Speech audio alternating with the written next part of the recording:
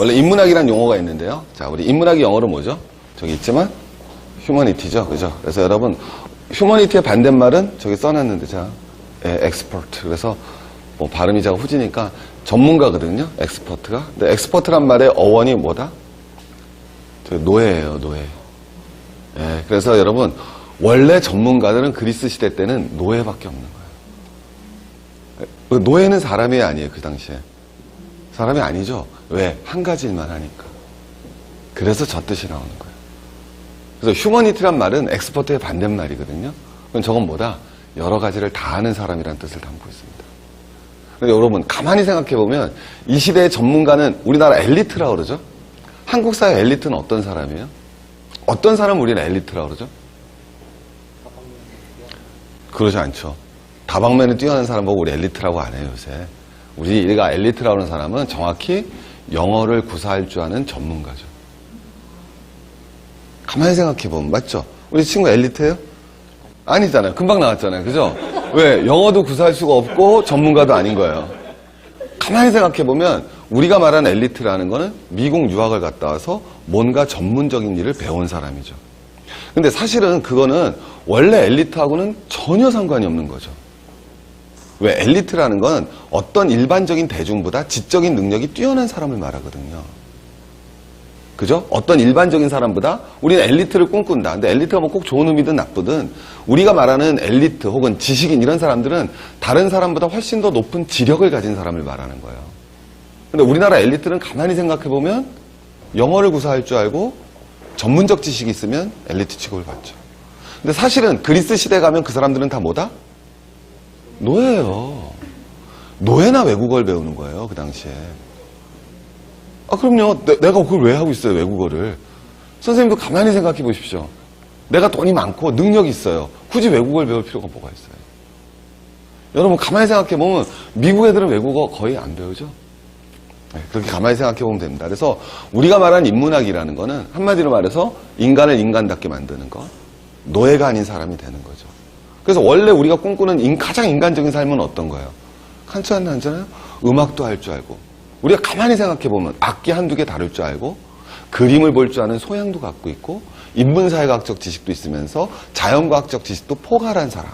우린 그런 사람들이 되기를 꿈꾸죠. 그게 휴머니티죠. 자, 그래서 인문학이란 말을 갖다 한번 정의를 내려봤고요. 두 번째, 우리 다 아는 친구죠. 누구예요? 잡스죠. 네, 저 친구가 아마 사실 본격적인 인문학 열풍은 저 친구가 가져왔던 것 같아요. 그래서 멋진 말을 많이 했죠. 소크라테스와 점심을 할 수 있다면 애플이 가진 모든 기술을 그것과 바꾸겠다. 그 다음에 내 인생의 전환점은 타이포그래피였다. 우리 잡스가 뭐 한지는 아시죠? 타이포그래피가 뭐죠? 글씨 서체, 뭐 명조체, 흘림체, 뭐 이거 대학교 때 전공한 게 바로 저거였으니까. 그래서 인문학이다라고 얘기하는 거죠. 그래서 우리 기회 인문학이라고 얘기할 수 있죠. 주커버크, 그리스 라틴 고전을 원전으로 읽는 것이 취미였습니다. 어이없죠? 자, 어쨌든 이렇게 나오고 있습니다. 근데 그 다음 말씀드리시는 게 저기 우리 젊은 친구분이시니까 자, 우리 취업 준비하시는 분 계시네요. 그래서 자, 우리 한번 가볼게요. 개화기의 조선을 침략한 국가를 순서대로 쓰시오. 쓰실 수 있으시겠어요? 개화기. 몽골과 로마 제국의 성장 과정과 이를 통해 현대차가 얻을 수 있는 시사점은 무엇인가? 현대차 문제란 거 금방 알겠다. 그죠? 우리나라 위인 가운데 시대적 상황에 역사적으로 저평가된 인물을 골라 서술하라. 멋지네요. 현대자동차입니다. 저것만 딱 보면 인문학이 막 잘 나가고 있는 것 같죠? 자, 근데 이제 뒤에 딱 가보면은 문사철, 폐강, 속철 이렇게 나왔죠. 인문학의 탄식 뭐 이러죠? 네. 근데 앞에서 막 기회 인문학 같은데 요새 기업체마다 뭐의 열풍이에요? 인문학 열풍이죠. 그래서 두 번째는 가볼까요? 위기 인문학. 올해 딱 보시면 인문계가 더 시험 많이 보거든요. 아직도 인문계가 더 시험을 많이 봅니다. 수능은. 자, 근데 신입사원 비율 봐볼게요. 삼성그룹은 15%밖에 안 뽑았어요. 인문계를. 그래서 인문계가 난리죠. 취업 안 된다고. 네. 현대자동차는 20%, LG 15%, SK 30%. 그래서 거의 안 뽑습니다. 인문계를. 한마디로 자, 웃기죠? 삼성이나 현대에서 시험은 뭘 물어봤어요, 분명히. 인문학적 지식을 물어보죠. 근데 누구는 안 뽑아요? 인문계는 안 뽑죠. 왜 그럴까요? 자, 한번 쫓아가 볼게요. 자, 우리 이 시대의 인문학의 흐름을 보여드리겠습니다. 자, 첫 번째, 위기냐 기회냐. 앞에 나왔던 현상이 달라 보이지만 사실은 다 똑같다라는 거예요. 위계 기회학, 인문학, 그 다음에 기회인문학이 달라 보이지만 공통점은 바로 자본과 결합한 인문학만 살아남는다는 거죠. 네. 자본과 결합한 인문학은 살아남는 거예요. 그리고 거꾸로 자본도 인문학과 결합하지 못하면 살아남지 못하는 거죠. 자, 우리 스타벅스 알고 있습니다. 스타벅스는 누구 이름일까요? 저 사람 이름인데. 우리 백경이라고 그러죠. 우리 나이신 분들은. 젊은 친구들은 모비딕이라고. 예. 그 모비딕에 나오는 1등 항해사의 이름입니다. 그 친구가 커피를 엄청 많이 마시거든요. 그래서 이름을 스타벅스라고 지은 거예요. 그러니까 쉽게 얘기하면 저 기업은 되게 유명하죠. 스타벅스가 뭐를 안 하죠? 광고를 안 합니다. 가만히 생각해 보시면 TV나 라디오에서 스타벅스 광고 못 보셨죠? 네, 광고를 안 합니다. 다른 거죠. 광고를 안 하는 대신 쟤네들은 스토리를 만들죠. 그래서 쟤는 커피를 판 게 아니라고 그러죠. 여러분들 다 아시지만. 커피 문화를 팔았죠. 우리가 지금 커피 전문점이 엄청 늘어나고 있는데 그 커피 전문점이 늘어나는 양태를 바라보면 전부 다 문화를 팔죠. 커피를 팔지는 않거든요. 전부 다. 인문학을 팔고 있어요. 이 공간도 마찬가지고. 네, 그래서 이 옆에 스타벅스 보면은 스타벅스가 중국에서 한 방으로 일어선 게 저거거든요. 우리나라에서는 아직 도입이 안 됐는데 저게 뭐냐면 저걸 줘요. 스타벅스를 가면. 그럼 간단한 시계입니다. 그럼 이제 알람을 해놓는 거예요. 내가. 그럼 이제 내가 예를 들면 9시 전후로 해야 돼요. 8시에 알람을 해놔요. 그럼 제가 몇 시에 일어나겠습니까? 8시에 일어나죠. 그래서 1시간 안에 스타벅스 매장으로 오면 스타벅스 커피를 50% 할인해 주는 겁니다. 사실 아무것도 아닌 거죠. 어떻게 보면. 50% 할인한다고 스타벅스가 까지겠어요? 그게 아니죠.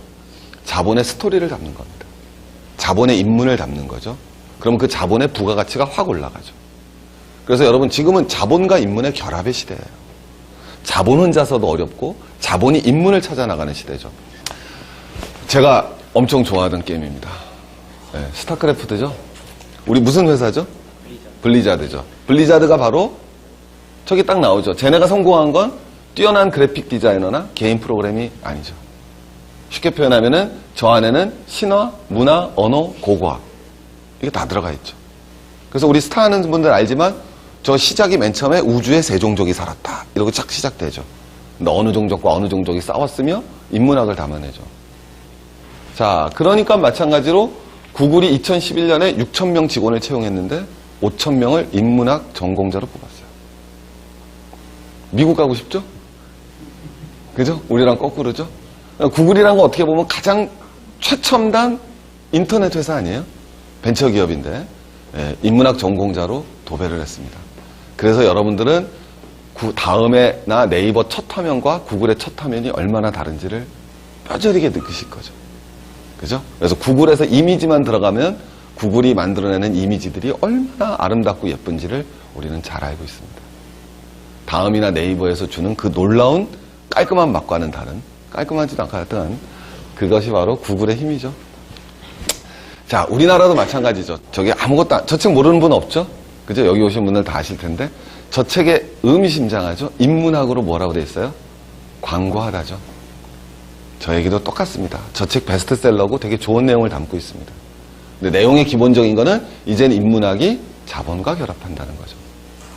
그래서 자본과 결합되어지는 인문학은 살아남고 그러지 못한 인문학은 죽어나가는 거죠.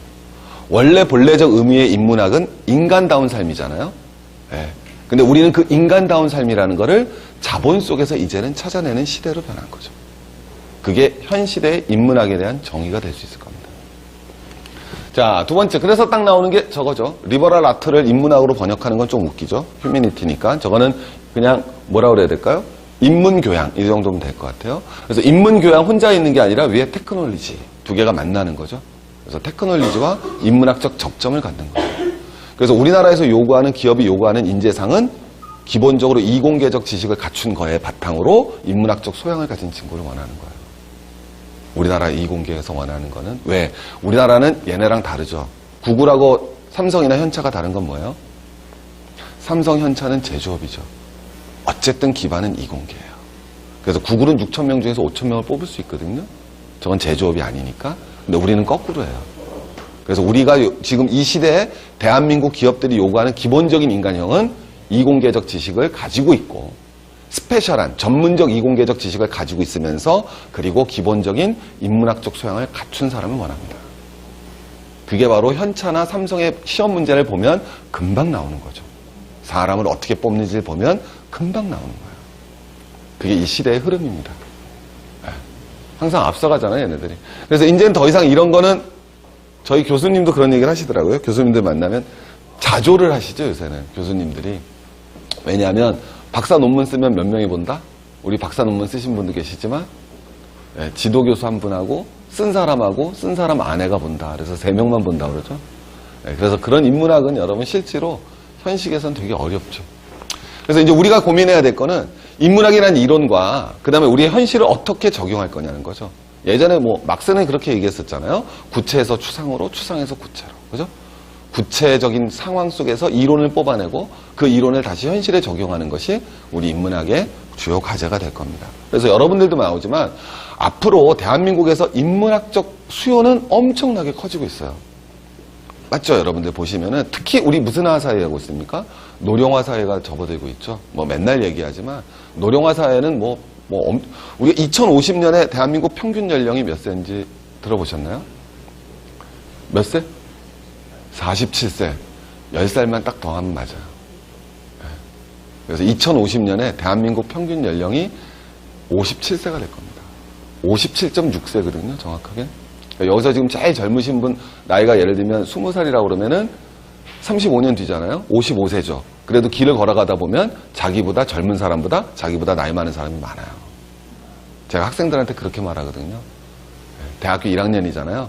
야, 너 35년 뒤에도 길을 걸어가면 너보다 젊은 사람보다 너보다 나이가 많은 사람이 많은 게 한국 사회입니다. 2050년이 되죠. 그때 되면은 10대보다 20대가 인구가 많고요. 20대보다 30대가 인구가 많고요. 30대보다 40대가 인구가 많고요. 40대보다 50대가 인구가 많고요. 50대보다 60대가 인구가 많고요. 60대보다 70대가 인구가 많고요. 70대보다 80대 이상이 더 많아요. 그게 2050년입니다. 이제 이 고령화 사회에서는 다 마찬가지로 이제 인문학적 수요는 엄청나게 나올 수 있죠. 그럼 우리는 인문학을 이제 배우는단 말이에요. 그러면 어떻게 활용할 것도 생각을 해봐야겠죠. 그래서 이제 오늘 한번 그거를 말씀드려 보겠습니다. 그래서 제목이 사회를 이해하는 우리 사회학과나 사회학 공부하신 분들은 다 나올 거예요. 사회를 이해하는 방법 3가지 기본적으로 무슨 주의적 관점, 상대주의적 관점, 또 비교론적 관점 또는 총체론적 관점. 저런 얘기를 하죠. 자, 저게 뭔지 한번 살펴보도록 하겠습니다. 먼저 비교론적 관점. 자, 오른쪽은 뭐죠? 김치, 오른쪽이 이쪽이구나. 치즈고 왼쪽은 김치죠. 공통점? 발효 음식이죠. 자, 발효 음식이에요. 그럼 차이점은? 자, 발효 음식이 있다라는 거는 기본적으로 저거는 어디서 발달하냐면요. 사계절이 있는 지역에서만 발효 음식은 나옵니다. 왜? 겨울을 보내기 위한 음식이거든요. 발효 음식이라는 건 저장하기 위한 거니까. 처음에는 견과류만 먹었겠죠, 우리가. 겨울에 버틸 수 있는 음식은. 그래서 여러분, 인류가 이 온대지방으로 아프리카에서 오잖아요. 온대지방으로 오면서 제일 먼저 나가는 게 견과류예요. 겨울을 버틸 수 있는 게 견과류로 버티는 겁니다. 그러다 이제 견과류에서 더 넘어가는 게 발효 음식이 나오는 거죠. 근데 발효라는 데 차이점이 있죠. 뭐예요? 우리는 뭐죠? 동양인은 다리가 길어요? 짧아요? 화나죠? 자, 여러분. 우리 왜 다리가 길고 서양애들은 롱다리죠? 우리는 이게 턱이 크잖아요. 그죠? 깎으셨잖아요. 그죠? 640만 원 주고. 그죠? 얼마나 속상해요? 서양 애들은 안 깎아도 된단 말이에요. 이게 똑같거든요. 왜 그렇다? 그럼요. 서양 애들은 육식을 하니까 우린 채식을 하죠. 채식을 하면 장이 길어야 되거든요. 채식 동물은 장이 길잖아요. 그래서 우리는 배가 요롱이 되는 거예요. 허리가 길어지고 대신 다리가 짧아지죠. 서양 애들은 육식을 하게 되니까 허리가 짧아지는 거예요. 그래서 다리가 대신해지는 겁니다. 열받죠? 네. 그리고 또 마찬가지로 육식을 하니까 무슨 니가 발달하겠어요? 송곳니가 발달하죠? 우린 채식하니까 갈아야 되니까 어금니가 발달하거든요. 그래서 이게 나온 거예요. 아이고 속상해라. 그래서 여러분 어쨌든 기본적으로 나오는 거니까 서양 애들은 육식을 하니까 당연히 고기를 발효시켰죠. 우유를. 우린 채식을 하니까 채소를 발효시킨 거예요.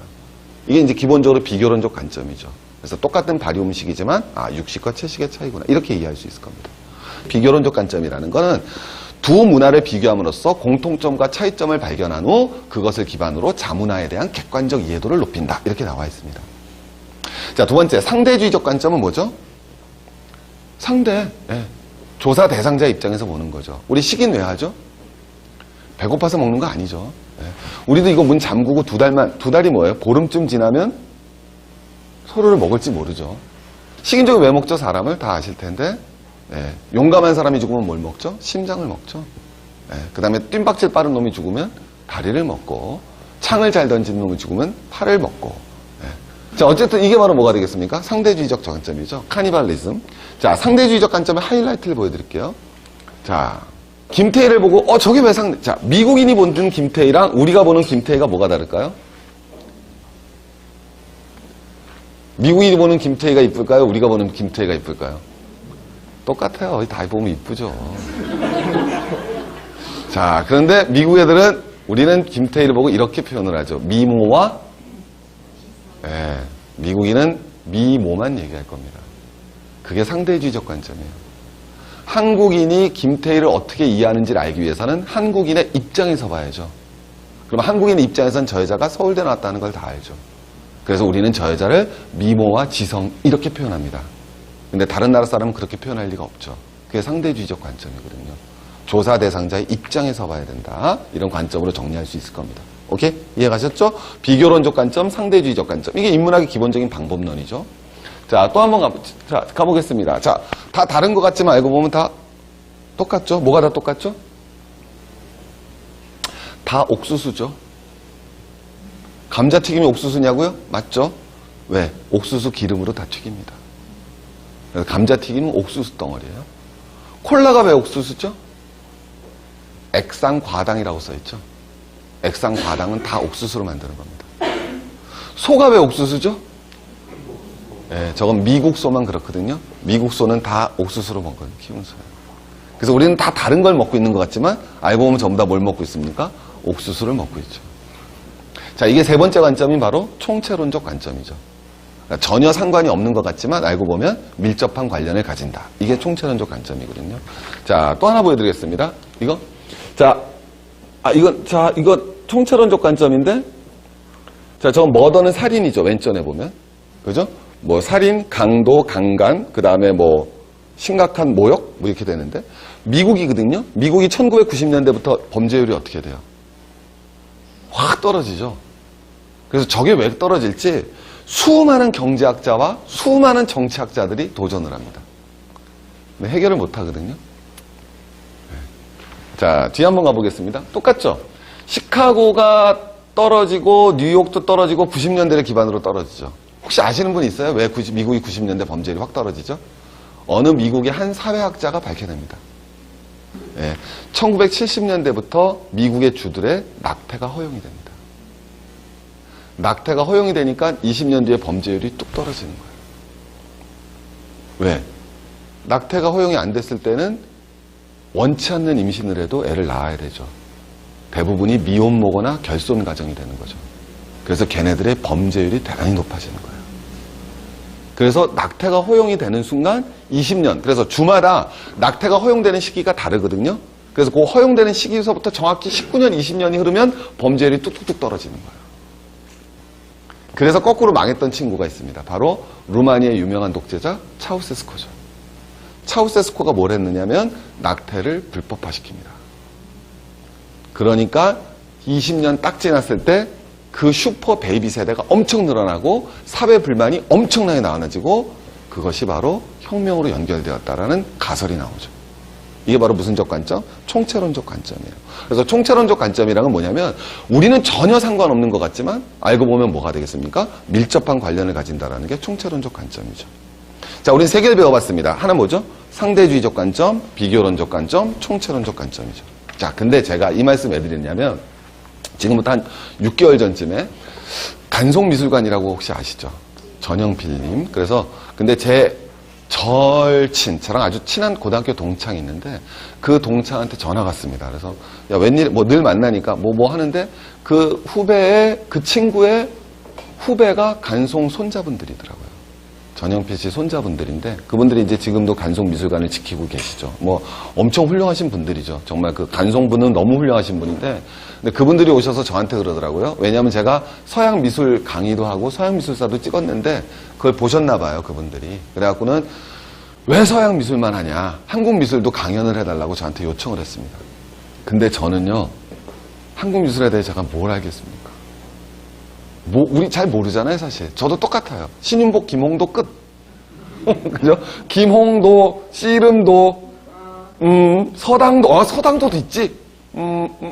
이거죠. 그래서, 처음엔 고사를 했어요. 제가 뭘 한다고 그걸 하겠냐 그랬더니, 꼭 좀 해달라고 그러더라고요. 저는 미술을 전공한 적도 없고, 특히 조선 미술을 어떻게 해요 하다가 저는 하기로 마음을 먹었습니다. 그래서 제일 먼저 고민한 게, 그럼 제가 조선의 미술에 대해서 전공을 한 것도 아니고, 뭣도 아니면 어떻게 접근할 것인가 고민을 했어요. 근데 맨 처음에 떠올린 게, 그렇지. 내가 배운 사회과학적 방법으로 접근하자는 거죠. 그래서 우리가 방금 전에 봤던 상대론적, 비교론적, 총체론적 관점으로 접근을 해봤습니다. 자, 한 번씩 볼게요.